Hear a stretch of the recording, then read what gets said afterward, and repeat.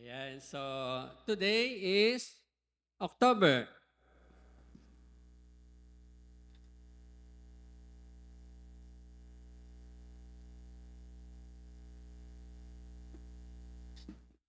Ngayon po ay ilang buwan na lang para sa pagtatapos ng talk ito. But today, napakaganda po na magiging month topic po natin, month theme. It's about family relationship, filial relationship.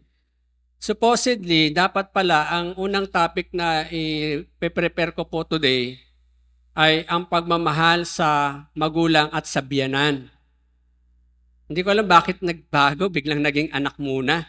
Nung nire-ready ko siya, ito yung na-prepare ko, pero nung nire-review ko yung sequence ng topic, dapat pala today, pagmamahal sa magulang at biyanan. Natawa yung iba no? Pag sa paano na salitang biyanan. Pero since alam natin ito ay kalooban ng Diyos, so pag-usapan muna natin, paano ba mamahalin ng mga magulang ang kanyang mga anak? Ang kwento po ni Joseph ay isang picture. Actually, hindi ko na yan pero kasama po yan hindi ko na lang tatalakay, pero alam niyo po kung anong story ni Joseph sa Matandang Tipan. So sila po ay 12 magkakapatid at ang tunay na kapatid ni Joseph, si Benjamin sa nanay. Pero si Joseph, is it Isaac o Jacob? Tama no? 12 yung anak niya, meron siyang 3 asawa. No? Yan. So, ang paborito niya asawa, si Rachel. Is it Rachel? Tama, si Rachel. At yun ang nanay ni Joseph at saka ni Benjamin. Tapos, to make that story very short, na-notice ng mga kapatid, iba yung pagmamahal ng tatay dito kay Joseph at kay Benjamin. Siyempre nga, dear ni Jacob si Rachel, kaya parang nadamay yung dalawa sa pagmamahal kay Rachel. Pero sabi nila, ito yung issue ng favoritism sa loob ng bahay. Kaya nagkakaroon ng sigalot ang magkakapatid. Alam niyo po ba dahil sa inggit, dahil binigyan ng magandang damit, yung si Joseph, tapos ito naman si Joseph, pahilig managinip, sa papanaginip niya, nadamay yung mga kapatid niya, naluluhod daw sa kanya, yun ang interpretation ng mga kapatid, na dinamay yung nanay, naluluhod din. Hindi naman pala ganun yun. Ang sinabi doon sa pag-aaral po, yung star at saka yung moon, Egypt po palang ibig sabihin noon. Kasi yun ang God na sinasamba ng mga Egyptian, yung God and sun and moon. Idinamay lang nila para lalo mainis ang kasama na nanay na mainis kay Joseph sa panaginip. No? So, sa huling kwento, siya po ay pinagtangkaang patayin ng mga kapatid. Napaka-sad story. Pero hindi naman nangyari dahil hindi niloloob ng Diyos yun. Tapos hanggang makarating siya sa Egypt, and then sa Egypt, itinaas ng Diyos itong si Joseph, and then to make story very, very short, nakarating lahat sila sa Egypt at nangyari yung panaginip ni Joseph, naluluhod ang araw at ang buwan sapagkat kinilala ang Diyos ni Joseph sa Egypt. So, ganun. So, alisin na natin yun kasi alam na yung kwento. Pero, ano ba sa ngayon, sa kasalukuyan? Nangyayari pa ba yung may paboritong anak at hindi paboritong anak? May nag-aamen. Ako, patay tayo dyan. Sabi ng mga anak, totoo po yan. Makinig tayo mabuti, no? Ang pag-uusapan natin ay pagmamahal ng magulang. Huwag muna hindi muna topic ang mga anak, ha?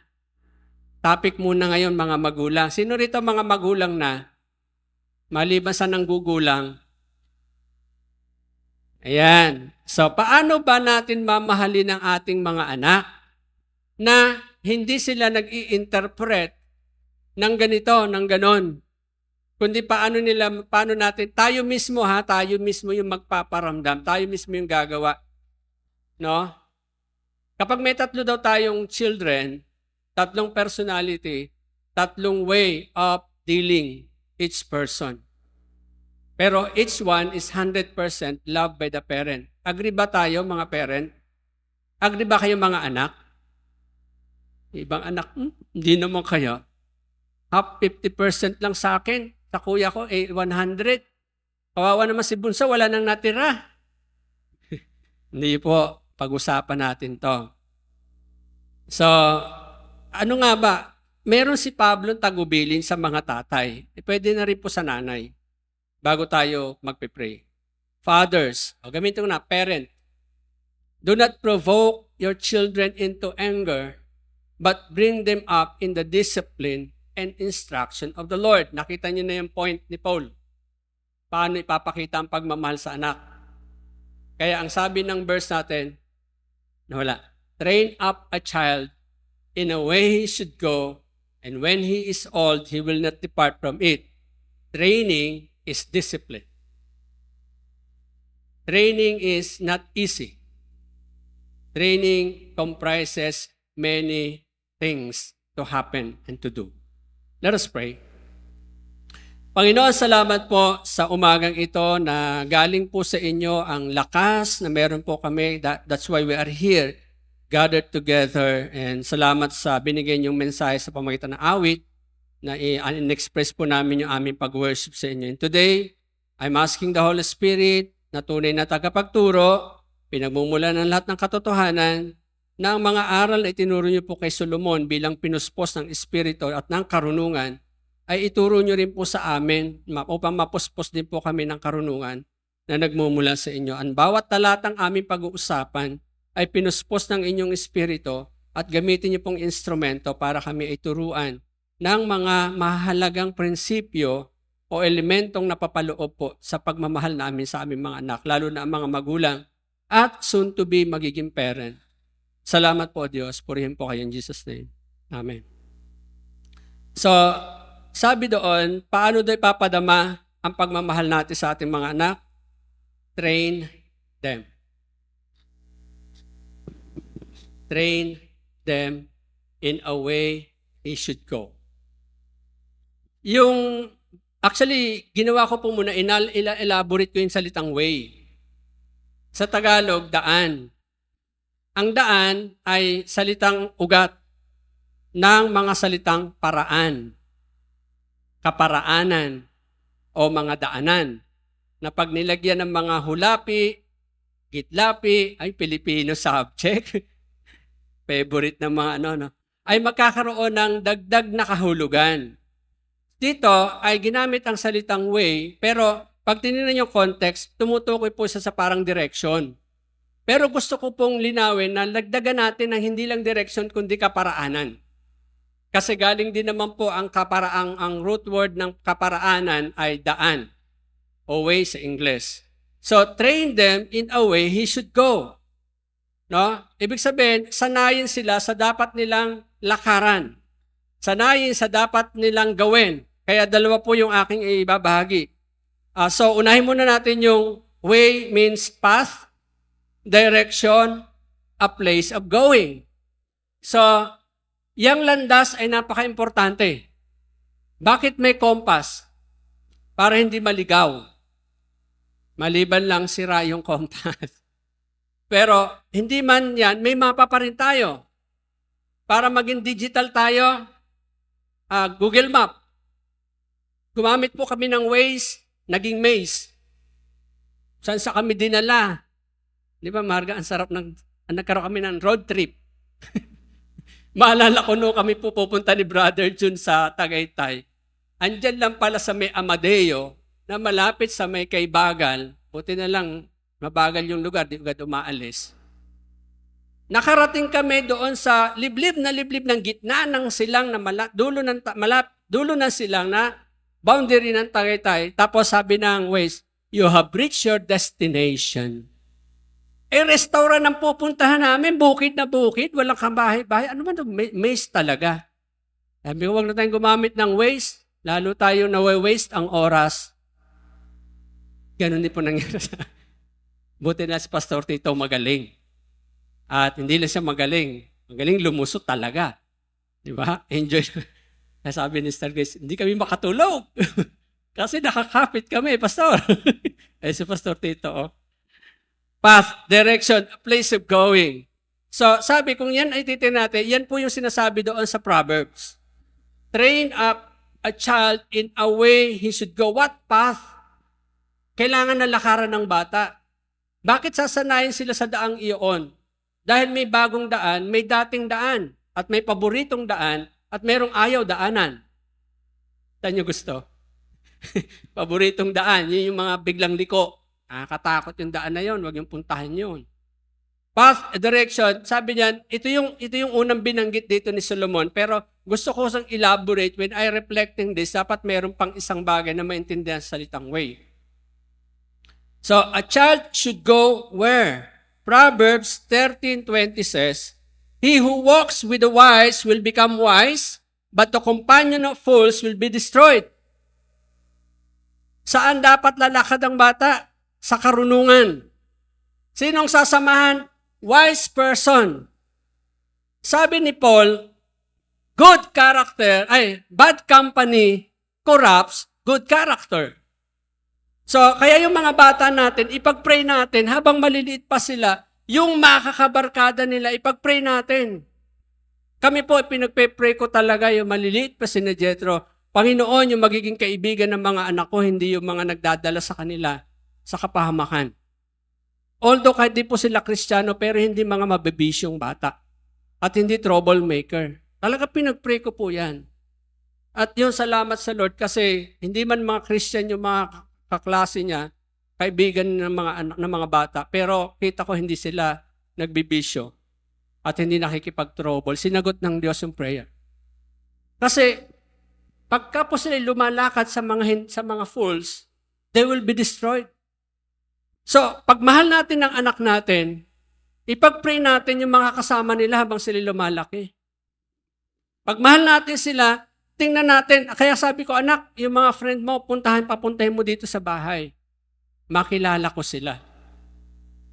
Kasi sabi do not provoke your children into anger sa sobrang kahigpitan. Sasama ka na naman sa mga tropa mo na yan. Ganito, bakit di mo yayain yung tropa niya doon sa bahay niyo? Doon kayo magkainan, pagkapihin mo. Mag-movie marathon sila doon. At least nakikita natin yung ginagawa sa loob ng bahay. Ma-observe mo ngayon kung sino yung sa mga kabarkada niya doon, yung alam mong makaka-impluwensya na mabuti at hindi. Pero hindi ibig sabihin na, anak, ganito, kundi, anak, parang napansin ko si ganito, may problema ba sa family? Kailangan ipaunawa din natin sa ating mga anak na hindi sila iiwasan, kundi tutulungan. Naka ba natin? That is the way we express our love to our children is palakarin natin sila sa landasin ng may karunungan.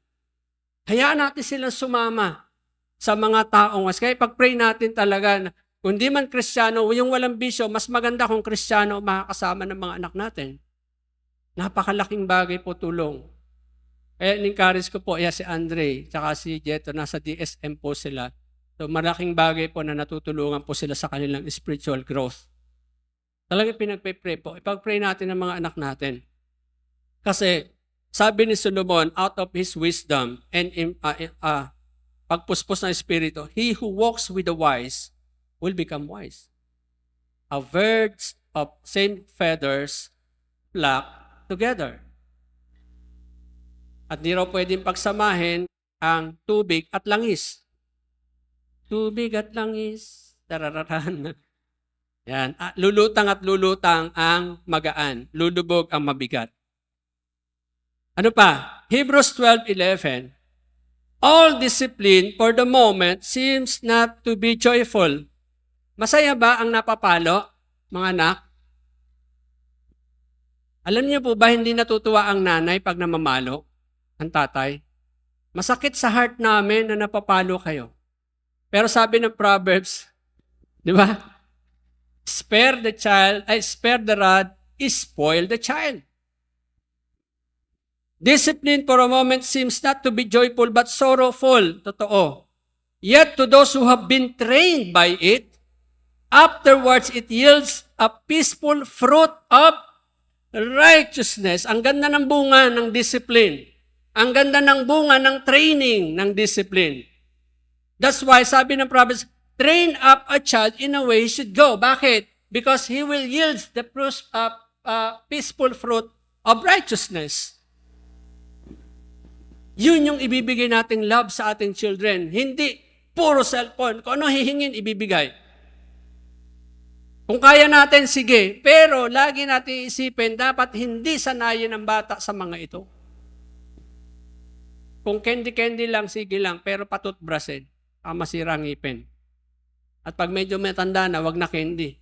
Kasi magkakaroon na ng sugar. Delikado na. Yan. Tingnan niyo yung connection ng passage ng Bible.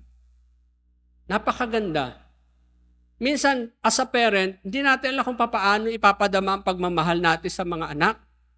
Akala natin yung paraan ng pagpapadama, anak, sige, hindi ganon. Sometimes, we need to teach them na maramdaman ang pain. Para pagdating nila ng panahon na sila haharap dito, may katatagan na silang humaharap. Di ba? Do not hold back discipline from a child. Although you strike him with a rod, he will not die. Ano sa Tagalog? English kasi yung nagagamit ko Ang sabi diyan, pakibasa nga lang, pasuyo na nga lang kasi New Testament pala itong aking dala. Bible study lang tayo konti. Bible reading lang konti. Proverbs 23:13. Sige, pakibasa sa Sister John. Ikaw naman liturgy.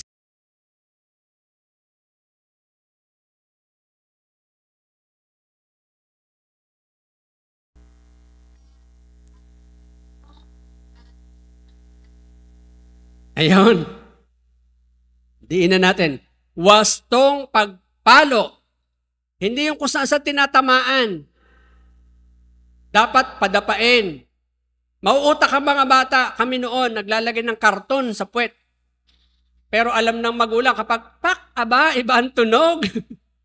Patatanggal pati short. Ayun na masakit. Dadampi talaga sa balat na, hindi nakasama yung At kita mo, bumabakat do kulay red. 3 kulay. May itim-itim yung nasa 2 gilid at pulang-pulay nasa gitna. Pero naturo sa amin? Discipline. Ngayon, bawal nang mamalo ng bata. Pag may nakitang latay, pupunta sa bahay bata. Sa bantay bata. Yung nanay ko po, ginulpi ako. Napalo lang, napitik ng kaunti, gulpihan na. Exaggerated. Ito naman si bantay bata, bantay talaga. Naghahanap ng okay, yun. Ito na DSWD, may kasamang pulis, barangay tanod, natatakot. Yun yung medyo nawala na Kaya ang disiplina natin sa mga anak, parang napuputol na ang litid mo, hindi pa nakikinig. Katabi lang naman. Mantala nung araw, araw yon, ngayon ay gabi na. Psst! Nako, takbuhan na. Yung mga pinsan ko, lalaki ng katawan, ang tataba. Shhh! Ang layo sa applyan, naglalaro kami, karipas, kanya-kanya, asbok yung alikabok sa pagtakbo pa uwi sa bahay. Bakit? Ang mahuli may lagapak. Kaya naguunahan sila umuwi. O kaya, ang mahuli maghuhugas ng pinggan. Pero sabi diyan, mga nanay, do not hold back discipline from a child. Ang maayos na pagpalo, hindi naman niya ikakasama. Pero, siguraduhin niyo walang nakabideo. Nakapitbahay. Magmasid-masid muna kayo, baka merong CCTV. Delikado kasi. Sa panahon natin yan. Pero, kayo natin po, bigyan natin sa bawat magulang ito. Kayo po ang Ngayon, let us have this inquiry. Do you know the path is your children taking now? Alam niyo ba kung sa nilalakaran na anak natin ngayon? Anong edad na siya? Kung yan ay 3 o teenager, kamusta mga barkada niya, kamusta mga lumalabas sa bibig niya mga salita, watchful tayo. How would you set direction to your children's steps? Paano mo i-direct yung hakbang niya? At did you determine a place where your child is going? Tayo ba ang magdedetermine ng lugar na dapat niyang puntahan? Yan ang sinasabi ng train up a child in a way he should go. Now, another way Ito, iba naman yung ano niya. Way like manner of doing something. Bagay kung paano niya gagawin ng isang bagay. Daan o paraan kung paano niya gagawin ng isang bagay. Tulad ng karpintero, masusi niyang tinitingnan ang bawat anggulo para maging maayos na maayos ang kanyang gawa. Paano natin gagawin at ituturo sa anak natin bilang mahal natin, dapat ituro natin yung mga paraang dapat niyang matutunan sa buhay. Sa paghuhugas ng pinggan, ituro natin ang pulidong paghuhugas. Hindi yung okay na yun, anak. At least nahugasan mo. Hindi. Kailangan malinis ang lababo. Di ba, Omri? Omri, talaga pag naglilinis yan, talagang pupunasan niya. Kasi ganun ko siya tinirain nung maliit pa siya. Pinag-start ko yung magugas ng plato, mga 5 years old. Kung makita niyo yung video niyan, ting-ting na ting-ting pa siya. Ang pet-pet. Kalat yan. Yaan mo, sige lang, okay lang. Basta later on, matututunan mo din yan. No? A child should do what? Isaiah 54:13. All your son will be taught of the Lord, and the well-being of your son will be great. See? All your son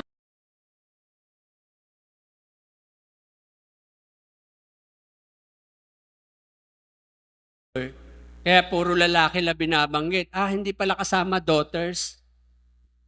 But today, islas natin and daughters will be taught of the Lord and well-being of your sons will be great. Ano daw yung dapat niyang gagawin? Yung kautusan ng Diyos.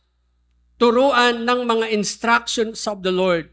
Turuan ng mga commands of the Lord. No? Psalms 119 verse 1, how can a young man, or slash again, young woman, keep his way pure? By keeping it according to your word. So, teach them the way of the Lord. The way of a godly life. Ituro ang way of godly life sa kanila by keeping what the Word of God is saying, instructing, commanding. Alam niyo po ba, ang anak, next week, kumanda kayo topic next week. Ngayon, nanay muna tatay. Sa Ephesians 6:1, nanggaling sa Old Testament, may pangako, igalang, sundin ang mga magulang. Pause muna tayo dyan. Next week topic yan. Kaya mga nanay, paatinin niyo mga anak niyo para maturuan ang salita ng Diyos. Kasi sabi diyan, keeping it according to your word. Salita lang ng Diyos talaga ang magbibigay ng tamang pagkilos at pag-uugali sa ating mga anak. Dahil ang Diyos ang may kapangyarihan to transform them, not us. Hindi tayo. Tayo ay instrumento ng Diyos para gabayan sila, ituro ang salita ng Diyos sa kanila para sa paglaki nila, yun ang kanilang ipapamuhay. So, teach our children godly training. So again, ulitin ko, training means discipline. And discipline is a workout. Discipline is not an easy thing to do because it changes your habit. It changes your principles. Maraming binabago ang disiplina. So, what godly training produces? Proverbs 22 verse 1, a good name is more desirable than great riches. Ang isang taong godly trained, nagkakaroon ng magandang pangalan. Kahit ang pangalan niyan ay hindi kaaya-aya sa pandinig, pero ibig sabihin ng name dyan is character. The nature of the person. Ang pangalan ko, hindi ko binubuo. Hanggang 3 letra lang. Kasi matunog Renato.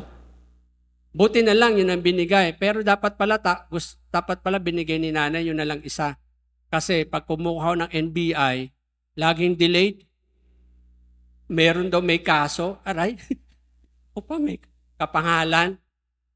Balik po kayo next week. ibe-verify muna natin kasi may kaso. Kung pinangalan sa akin Octavio, wala talagang kapangapangalan, no? Hindi yun po talaga raw plano ipangalan sa akin, Octavio. Dahil October ako pinanganak. Parang sakit sa tenga. Pero hindi importante yung mga letra. Ang importante yung pagkataong nagbe-bear ng pangalan na yun.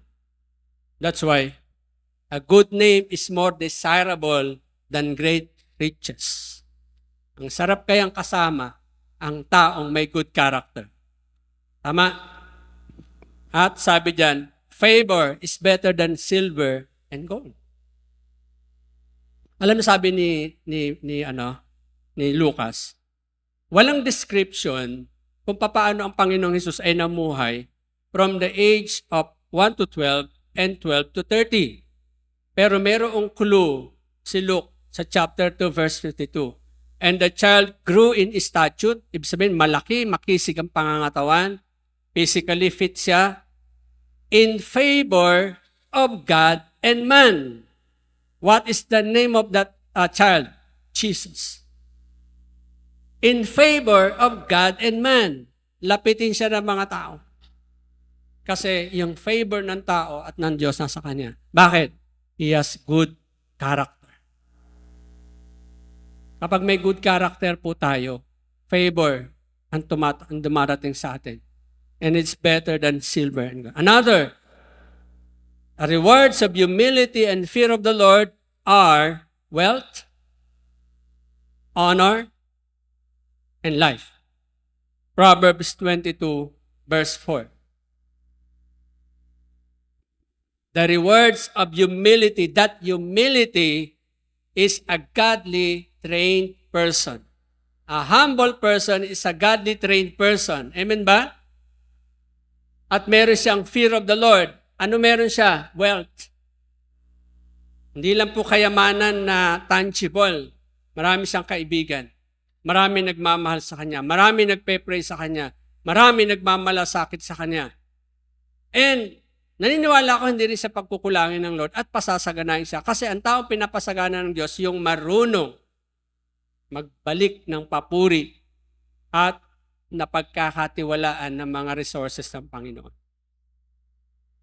Honor. Tinalakay po yan kahapon sa training sa seminar po ng mga pastors. Nang ibig sabihin ay may mataas na pagkilala o may pagkilala. Ang tao po na may takot sa Diyos at humble, ang Diyos ang nagtataas. Remember the word of the Lord? Ang nagpapakataas, huwag niyong gamitin lang ibababa kasi dahan-dahan yun. Ibinabagsak na lang para lagapak.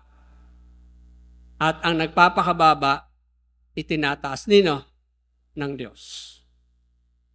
And of course, life. Nagiging colorful ang buhay ng isang taong namumuhay sa makadiyos na pamumuhay. Makulay. Bakit? Kahit maraming patay na ilaw, may liwanag pa nakikita. Kahit maraming pagsubok, nakakagawa pa rin magpatuloy, ngumiti. Gumagapang pero unti-unting nagkakaroon ng lakas. Yan po ang trained in a godly life person. Mga magulang, kung mahal natin ang anak natin, yan ang bibigay natin sa kanya. Diyan natin sila sasanayin. No? Dalawa, way, direction. Ituro natin yung direksyon ng Diyos para sa kanila at paraan kung paano sila mamumuhay na kinalulugdan ng tao at ng Diyos. Dahil napakalaking pakinabang po sa kanila. Imagine, pag wala na tayo, nando pa rin yung karakter na naituro natin sa kanila. At ipapasa rin nila sa anak nila yon para ma-preserve ang susunod na henerasyon